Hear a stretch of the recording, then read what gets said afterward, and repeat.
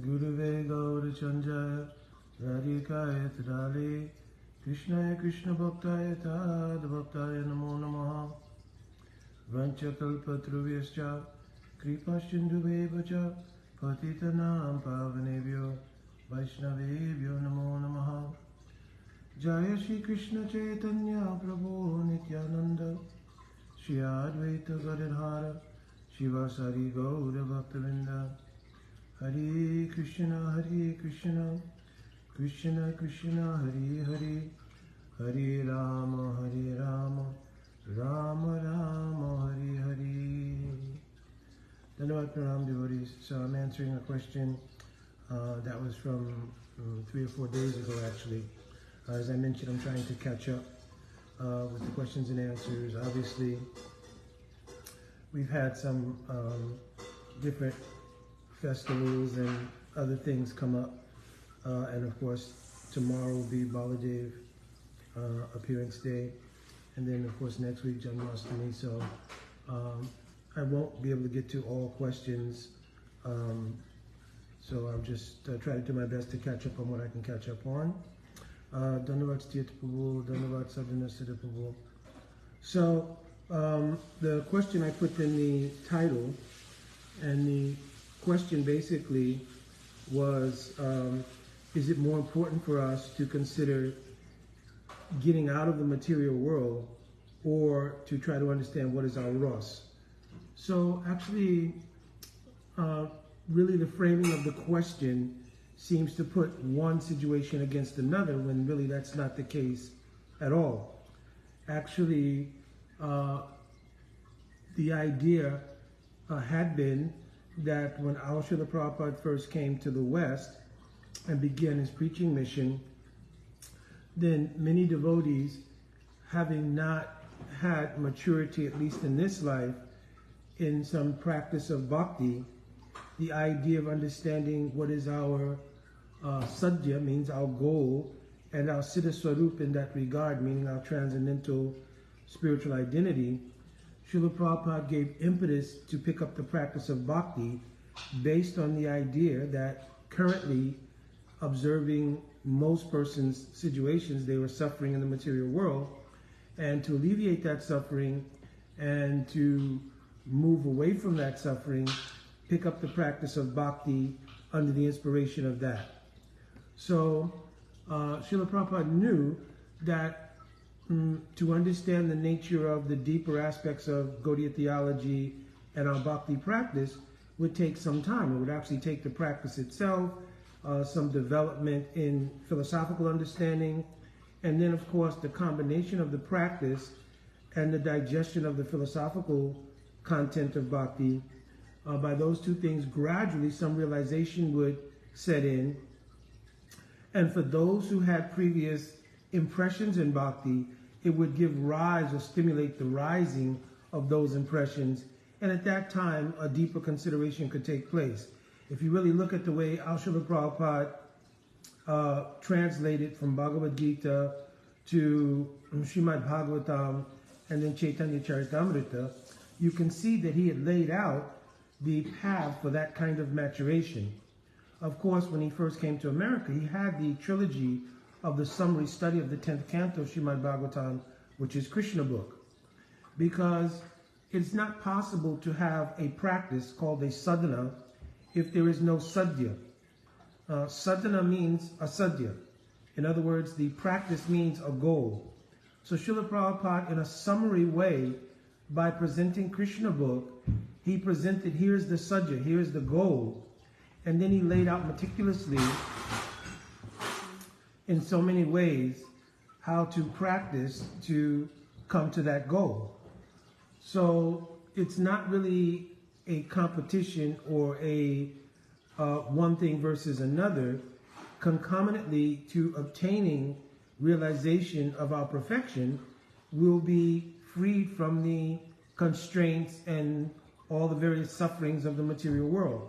So they're really not mutually exclusive things or contradictory things. They're really things which just one thing is tied to another. In the discovery of our actual spiritual identity as being Das of Krishna, naturally there'll be freedom from material suffering. So we don't really need to consider like two separate considerations, that they are tied together. Now, one thing is very important, and that's that to understand what is the nature of our perfection, that requires genuine realization step by step through the processes of bhakti. From Shraddha, Ado Shraddha, Tata Sadhu Sangha. So you can realize how you are progressing, one, by the tracking of your faith, because the first appearance of transcendental energy or spiritual energy in the life of an aspirant is faith. So Vishwanath Chakravarti Thakur, Srila Rupa Goswami Pad, they've written, Ado Shraddha. So first there'll be some faith, which means some inclination to even question our material existence.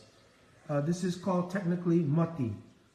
Like Sanatan Goswami Pad, he asked Mahaprabhu, Kayami, Kenyamai, Jare Tapatrai.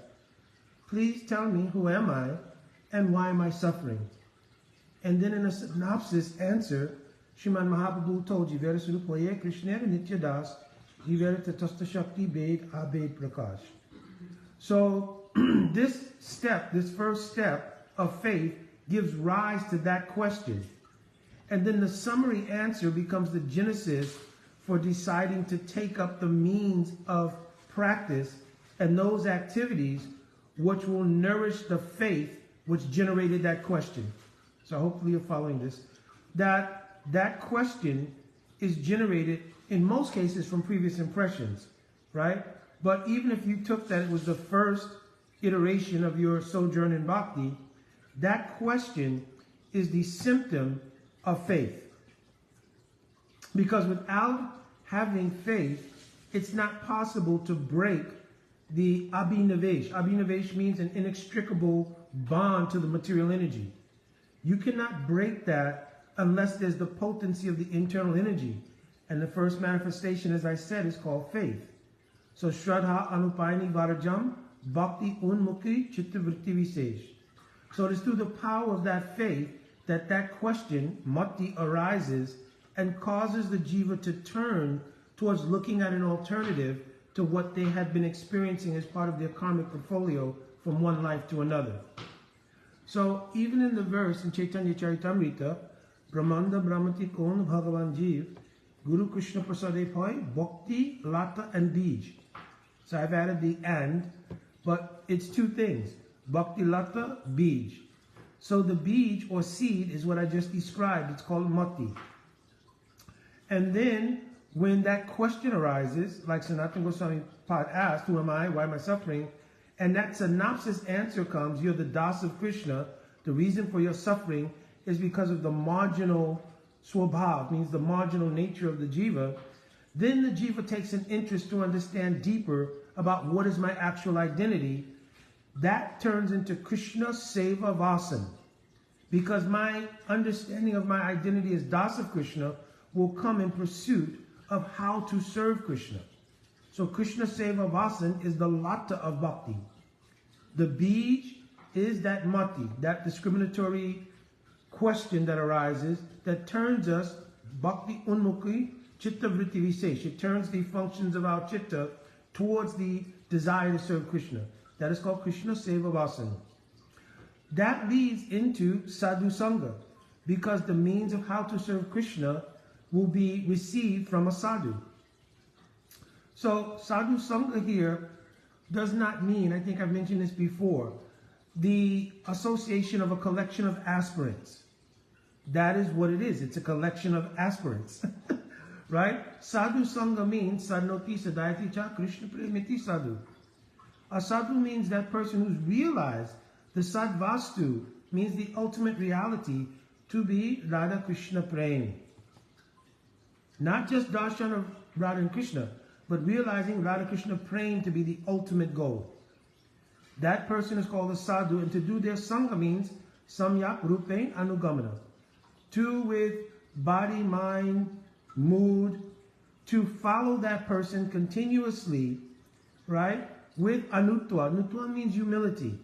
That is called doing sadhu sangha. from that sadhu sangha, the exchange of the teachings of how to serve Krishna. This is called bhajan. The root of the word bhajan, bhaj means bhaj datu iti sevayam. It means how to serve. So the realization of how to serve Krishna is taught in bhajan siksha. When Shri Guru gives bhajan siksha, and you take up the practice under the guidance of Guru Sadhu, then the Kriya Shakti of Swarup Shakti becomes imbued in that practice. In other words, the descent of Swarup Shakti begins to enter into your practice because the material senses of the jiva cannot serve. Ataha Shri Krishna namani nabhavat grayam indriyai. Save unmukhi jivado swayameva spuratyada. Unless these senses are imbued with spiritual energy, they cannot serve. So it's very important that the Kriya Shakti becomes understood. Because if you can't understand that it is the combination of the bhajan siksha of Sadhu Guru and the Kriya Shakti of Swarup Shakti coming in that instruction, that's really subsidizing your progress in bhakti, we will carry over the feature of ahamkara called kartatva. Kartatva means I am the doer. So in the material world, everyone thinks like that. I am the doer. This is called ahamkara. Aham, I, karana and karta. I am the cause and doer of everything. But actually, Bhagavad Gita, I've quoted this many times on many different of these sessions here. But prakriti kriya manani gunai kamani savasha aham karvimudatma kartamiti manyate. It is a feature of Maya, or the illusory energy, that makes the jiva believe I am the doer. Actually, everything is going on in the material world by Kal Shakti and the three modes of material nature. The Atma is just a witness to those things based on its desire, and based on its desire, its previous activities, it creates a particular karmic package, and then we're just witnessing the unfoldment of that karma and creating new karma by the actions we take in this life. But the doership of those things is coming from the three modes of material nature, according to Krishna's direct statement in Bhagavad Gita. So sometimes when we take up the practice of bhakti, we transfer that idea of doership, and we think, I will do bhakti. I will chant Harinam, I will practice the bhajan sadhan, going Mangalarati, worshipping Thakurji, honoring Prasad, I will do that. But actually the power to do those things is also not with the jiva. Only the power to desire. So we will desire to do those things. Some subsidy from Swarup Shakti will come. That is called the Kriya Shakti. And in doing bhajan means having the desire to serve. Bhakti unmukhi chitta vritti visesh, having your chitta vrittis turned towards the desire to serve. From the instructions in bhajan, the Kriya Shakti will enter. And that potency is what gives efficacy to your practice. When that Kriya Shakti manifests its potency, then the anarthas, anartha nivritti, means the anarthas of the jiva are removed by the potency and the illumination of the Kriya Shakti inherent in bhajan practice. From there, once the anarthas are removed, then the chitta can become steady, because until that time comes, there is a sort of competitive flow of previous material impressions and previous spiritual impressions. So they're kind of competing. And what happens is sometimes we are overcome by material influences, and sometimes we're inspired by our spiritual influences while we're on the path. So this has all been delineated in the 6 stages of Anishtita Bhakti. I think I've spoken on this before, so I'm not going into in detail, but if you look at Madhurya Kandamini, Srila Vishwanath Chakravarti Thakur Pad, all these things are mentioned there. So, because of this unsteady bhakti, the chitta is constantly oscillating and vacillating due to the impressions coming from both material influences and spiritual influences. But once the dominance of the Kriya Shakti takes place, just like there's one verse in Srimad Bhagavatam, Satam prasangam amaveya samviro bhavanti rit karena rasanayakata. So it says here that part of doing sadhan bhajan, of course, is Nam Sankirtan and Bhagavat Shravan. It means chanting Harinam and hearing Harikatha. Because Harikatha is the essence or the swarup, the very inner nature of Harinam. So if you chant Harinam, which I gave a talk some time ago on how Harinam unfolds according to the maturation of the aspirant in their evolution in Bhakti. So the name also evolves. So unless you hear Harikatha, then the essential part of Harinam is not there. So only the letters of Harinam, only a surface understanding of Harinam, meaning I know the names and who they refer to, but the deeper aspects of name will not manifest in your chitta. You understand? So it's very important to hear Harikatha as well. So here, Satam Prasangam Mama Viri Sambido. So doing the prasanga of a sadhu, how does that happen? So first, prasanga means, we mentioned, sangha means samyak rupen anugamna. But here another prefix is being added, prasanga. So it means when all of the elements in the hearer or the aspirant and in the sadhu, when both things are in their ideal positions, that sangha becomes prasanga. Because then the transmission heart to heart of Swarup Shakti can take place. The result of that is that samvad, bhavanti rit karana rasanaya kata, it produces, bypassing just the ear and entering the heart. Though it is very pleasing to the ear, bhavanti rit karana rasanaya kata, it becomes either rasa or rasayan. So the word rasayan means medicine, like a tonic. So when you hear the Harikatha of the sadhu, it goes in and acts as a medicine. That medicinal effect is what removes anarthas. Anarthas, if you compare them to a disease or an illness, it removes that disease. Right? You can again study what are four types of four anarthas, asa, krishna, ridoya, dubalya, aparad, and sarup brahm. You can discover that also in Madhurya Kandamini. So those things are removed by the influence of the rasayan of hearing Harikatha and chanting Harinam. Now, when the chitta now becomes steady, becomes clear, becomes placid, and is no longer vibrating by so many material influences coming one after another. When you hear Harikatha at that time, tat tat bhava adi madhyure shuti adira pekshate nasa sasana yuktingscha ta lobat utpatti lakshanam. Then the nature of hearing that katha produces a rising of greed. This greed is itself a kind of ruchi. Understand? Lob, ruchi here are like synonyms. Ta lobat utpatti lakshanam. The quality of ruchi arises when you hear Harikatha. And when the ruchi arises, there is not a dependence on sastra or sastra yukti. You understand? It's not saying that it's void of sastra or sastra yukti. It is saying that the taste that arises in the heart at that time is not dependent on sastra or sastra yukti. So the word yukti here means logic. Because when you hear sastra, you hear it, but then you have to understand it. And in understanding it, all of the logic which forms the basis of your understanding, that also comes. Right? So here it's saying that the taste that you get in your chitta will not be coming from sastra or sastra yukti, but rather the Harikatha itself will have its own taste. You understand? Let me give you an example. I've given this example before, and it seems effective. When you first visit a temple, you might experience one of the feasts. And in the feast, I'm going to give the example of halwa.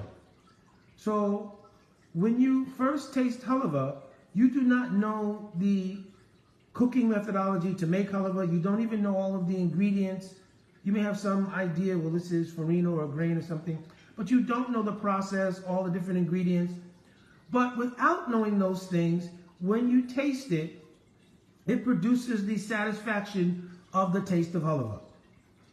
Right? You don't know all the details, how it was made. You need to put butter. You have to cook the grains, and you have to boil water, add the sweetener, whatever that might be. And then you may add dates or raisins. So all of those things, that process is not known. But despite not knowing the full process, the ruchi, the taste inherent in the halav itself, manifests on your tongue and makes you very happy. You understand? So in bhakti, at the stage of ruchi, understanding the taste inherent in the Harikatha, hearing the sweet pastimes of Krishna, how Krishna is playing with his cowherd boys, Damodar Bandhan Lila, how Mother Yashoda tied Krishna to a grinding mortar, hearing the sweetness of Krishna's pastimes with gopis, and their meeting for Ras Lila, etc. Without dependence on Sastra and Sastra Yukti, a taste will come on the chitta hearing that katha. Before our ruchi is mature, the effects of that katha as both rasayan and rasa will be there. Because at that time, ataha bhajan ruchi vishay. At that time, the effect, the medicinal effect of the Harikatha will give an increased taste in bhajan itself. In other words, by hearing the Harikatha, you want to hear more. By chanting Harinam, you want to chant more. By associating with high-class Vaishnavas, you want more. So this is Ataha Bhajan Ruchi Vishay.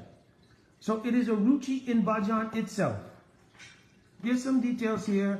What is Vastu Apekshaniya, Vastu Anapekshaniya, right? Vastu Vaishishta rather. Apekshaniya, Vastu Vaishishta Anapekshaniya. Right? Because in the very beginning, Vastu Vaishishta means, in the very beginning, you'll have some attraction to the quality. Like if somebody's speaking very nice Harikatha, oh, I'd like to hear from that person. But if you hear somebody and they speak and you think it's very basic speaking, your attraction's not so high. If you go to hear Kirtan, and the Kirtaniya is very expert, they have very nice rag, and the mridanga's playing tal very nicely, that time you appreciate the Kirtan so much. But if the Kirtaniya is very rough voice, the mridanga player is not very good with tal, then you think, oh, that Kirtan is okay. You understand? Or, Gurudev gave example, if you visit any temple in Brajadam, and you see Thakurji, oh, very beautifully dressed, very nice shringar, everything. But then you go to one temple, despite the fact that Sevak in that temple may be very high class, bhakta, but you see that the dress is not first class, so maybe some little dust has come on, then, not so nice, the deities here. You understand? So this is called Vastu Vaishishta Apekshaniya. Right? It means I have some consideration of the quality of the presentation of something in order to extract the ruchi from it. When there's some more maturity, bhajan, Vastu Vaishishta Anapekshaniya, those things will not matter. Because the substance of your taste in those activities is coming from the depth of your own bhajan experience. So if the Kirtani is not expert singer, if Thakurji is not dressed in the most opulent way, you understand? Still, you'll have so much deep mood because the ruchi is coming from within your own bhajan sadhana. Right? It's not dependent on the characteristics and aesthetics of the presentation of the deities, bhajan, etc., or the Harikatha being spoken, because it's rising from your own bhajan. And then, prodapara atmas ayati bhajaniyam. So then after that, when that ruchi becomes more mature, it becomes a shakti. And in the stage of a shakti, the object of the ruchi is bhajaniyam, means it's the Krishna, Radha, Mahaprabhu themselves. So now it's not just the bhajan practice that becomes ruchi for you, but the object or goal of your bhajan becomes the ruchi. This gives birth to bhajans like we were singing yesterday because of the Rupa Goswami Tirubhav Mahotsav.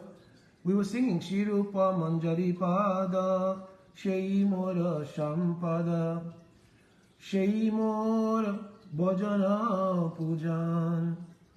So we're singing here that the actual sampad, my goal, my sajja, is the lotus feet of Shri Rup Manjari. You understand? So here, when bhajan matures to a certain level, at that time, the object of your bhajan becomes prominent. So then singing bhajans like this, it will be Uripan for your ultimate desire. You understand? So now the ruchi is in bhajaniya. At that time, you're only awaiting the descent and crystallizing of your mood, right? Because your ruchi that you have has come from previous sanskars, right? So let me back up a second and go back. Rupa Goswami Pad is mentioned. Where has the particular desire, particular type of ruchi for a particular type of service, where has it come from?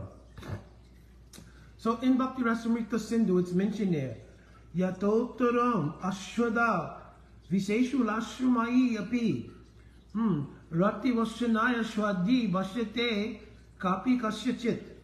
So here it's mentioning a particular Viseshu Lashrumayi, a particular rising of a particular kind of taste, right? Because first, Yatotaram Ashwada, all the different rasas from a neutral perspective. In other words, if you just were neutrally examining them, the nature of Madhurya rasa appears from a neutral point of vision to be superior, right? Because obviously the gopis, they're praying for Krishna, has the highest quality of pleasure to Krishna. You understand? So from a neutral position, right, Madhurya rasa seems highest. I'm saying that because anybody who's realized a particular rasa, that rasa is fully encompassing for them. So there's no consideration that if I'm in Sakya rasa, oh, Madhurya rasa was better, I should have chose that. It doesn't work like that, right? So what causes then, Jiva Goswami poses this question, what causes the particular Viseshu Lashmayi? Visesh means specific, ulas, rising of a particular ruchi in the heart of a sadhak. What causes a particular kind of taste to arise? Rati Vasanaya, the vasan means the impressions of that rati, of a ruchi for that rati in previous lives. Right? Praktanaka aduniki chasti yasad bhakti vasana. The previous bhakti samskars, we cannot trace them out. But in some life, because we've had our sojourn in this world from time without beginning, at some point, somewhere in that sojourn, we come in contact with a sadhu. From the impressions coming from the heart of that sadhu, a particular type of ruchi arises. Over the course of our bhakti impressions and practice related to those impressions, life after life, that ruchi begins to mature more and more. And then going through the stages that I previously mentioned, coming into the stage of a shakti, that ruchi manifests itself clearly. So, Jiva Goswami Pad is written in Bhakti Sandarbha. Tasya tadrasa sudakaraka bhasa samulasita hridoy spatika moni. At the time of the crystal-like purity of the heart, then tasya tadrasa sudakaraka bhasa, and a bhas of a eternal associate reflects in the heart of the jiva, and it becomes clear that the ruchi that has been developing in their heart throughout so many lifetimes now has found complete and absolute resonance with the mood of a particular eternal associate. Right? So then, sastrari shruteshu tadrasa rakamaika bhakti paripatishu api ruchi jayate. So then, when you hear descriptions of Krishna's Leela, and you hear about the activities of certain eternal associates, paripatishu api ruchi jayate. The ruchi for that mood dominates the heart as an abbas. Abbas means like a shadow. So let me give one example. If you are bathing, sunbathing, I think it's called, you're laying on the beach, sunbathing, and someone comes and they stand over top of you, right? When they stand over top of you, you can experience that the sun, which was previously beating on your skin, has now been obfuscated, right, by the presence of someone blocking that ray of the sun. So that shadow is called an abbas. You understand? So it is a perceptible experience on your chitta, on your consciousness, of the mood of an eternal associate. At that time, the synthesis of your ruchi and that eternal associate's mood becomes your deep aspiration. That stage is called Ashakti. And then after Ashakti, then Suda Sattva Viseshatma Prem Suyam Samyabak. Listen carefully. Ruchi Vis Chitta Maslinya. That Ruchi, when Swarup Shakti descends, it means Samvit Ladini. Right? These two potencies on the purified heart, which is now Sandini, means the purified existence. Suddha Sattva. So Ladini and Samvit, the cognition of what is my relation to Krishna and the bliss inherent in that mood, descend unto the consciousness of the jiva. Then Avyabhuyat Manovrito Rajayate Tat Sarupatam. That mood takes over the chitta and becomes one with it. What is this? Avyabhuya Manovrito Rajayate Tat Sarupatam. Swayam Prakash Rupopi Bhashamana Prakashavat. Swayam Prakash means that Suddha Sattva, that transcendental spiritual energy, is self-manifesting. It did not come from your sadhana. It is a self-manifesting phenomenon. Just like in the verse, Nitya Sirasya Bhavasha Prakritam Riddhi Sajyata. The Nitya Sira Bhav Prakritam, it manifested on the chitta. How? Swayam Prakash, of its own nature, of its own reality. You cannot cause it to happen. That's why the stage of a Shakti is a stage of ultimate desire. So if you read so many of the prayers of our acharyas, in that stage they're begging, Oh Kabe Habe, when will the mercy of Shrimati Radhika descend and bless me with the mood of Radha Dasyam? That's all in the stage of a Shakti. That's when the depth of those kind of prayers come out.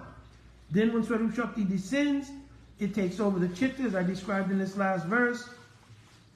And at that time, the crystallization of the nature of your eternal spiritual identity is revealed to you clearly. Indications of your spiritual identity start at the time you receive Diksha. The ruchi that's in your heart at the time you receive Diksha, if you have some bhakti maturity, when you hear the Diksha mantra from Sri Guru, and you receive the Guru Dhyan and the mantra rahasya, means the confidential meanings of the mantra, it should illuminate in your heart. And then you begin your practice based on that understanding received at the time of Diksha. In maturation, that becomes realized progressively in the stage of Ruchi, Asakti, and finally in the stage of Bhav Avas, the stage when Swarup Shakti descends. At that point, still being within the material body, your practice will have two tracks. Seva Sadika Rupena Siddha Rupena Chatri Tad Bhava Lipsanakara Raja Lokanusarita. So in your Sadika body, means the body you have now, you'll follow Braj Lokanusarita, means how my Guru Dev, Guru Parampara, up to our Goswami Varaga, how did they practice bhajan? You will do like that. And in your inner realized spiritual body, Siddha Rupena, then you will follow the nature of the practice of that associate as they practice in Brajadam. For instance, how Sri Rup Manjari is serving to Radha Krishna. You understand? So I've tried to cover the fullness of allowing your question, Prabhu, to be answered, both you and Didi. I'm also speaking to both you and your wife, because I know you're writing the question together, right? So this is the process. So getting out of the material world is just a concomitant factor of all those things I just explained. So don't make a dichotomy between, well, should I focus on getting out of the material world versus realizing my Swarup? They're one path of progress. If you take the idea, however, I'm practicing bhajan just to get out of the material world, salvationism will dominate your heart, and the very nature of praying or love towards Krishna will become minimized. On the other hand, if you try to pursue prematurely the idea, I just want to love Krishna, you understand? Many traps of sahajavat may take place. You understand? So the most important thing is Anya Abhilas Sunya. Don't have so much your own desire. Make your desire the service, the Anukul Seva to Radha Krishna. Because we've not experienced Radha Krishna, the first platform of that Seva, Pratamam tu Guru Pujam, Tata Mama Charam, Mama Ascharyam. Krishna saying, first, Pratamam tu Guru Pujam. Your first sense of worship will be to Shri Guru and Sadhu. So you will channel that energy into the Anukul Seva of Shri Guru. And your maturity, it will naturally come to Mahaprabhu, naturally come to Shri Radha Krishna Yuga. So Prabhuji, hopefully this was somewhat helpful to answer the question in a full way, right? Because I know you wrote me before that you asked the question to someone and they just kind of dismissed it, just telling you you don't have adhikar or you're not ready for this, etc. But my firm feeling has always been, if we will explain these things, then devotees have a roadmap. They have a vision, right? To just tell somebody, don't worry about that now. Wait till you become pure. That doesn't make any sense. You have to explain the path.